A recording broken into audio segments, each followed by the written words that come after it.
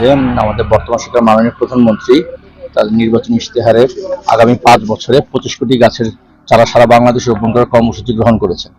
তারই আওতায় আমাদের মন্ত্রণালয়ের মাধ্যমে আমাদের মাননীয় মন্ত্রী মহোদয় আজকে ঢাকাতে আপনার এই গাছের লাগা সড়ক ও জনপথ অধিদপ্তরের উদ্যোগে সারা দেশে আজকে গাছ লাগানোর কর্মসূচি চালু হয়েছে এবং আমাদের প্রতিটা জেলাতে আজকে শুরু হয়েছে এবং আমাদের মন্ত্রী মহোদয় ঢাকা উদ্বোধন করেছে এবং আমরা প্রতিটা জেলাতে আমাদের জেলা পর্যায়ে যারা কর্মকর্তা আছেন আমরা আজকে এটা শুরু করলাম এবং এটা কন্টিনিউয়াস আগামী 5 বছর ধরে এটা চলবে। তো আমরা যেমন আমি রাঙামাটি সার্কেলে আছি, এটা আমাদের 3টা পার্বত্য জেলা হচ্ছে আমাদের এই সার্কেলের আওতায়। তার মধ্যে আমরা রাঙামাটিতে আগামী 5 বছর পরিকল্পনা করেছি প্রায় 41,000 গাছ আমরা লাগাবো।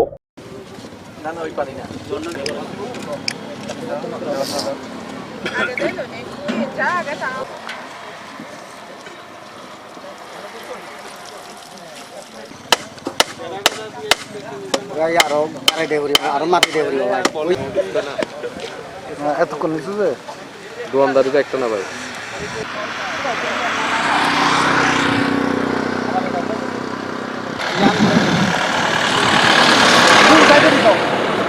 তুমি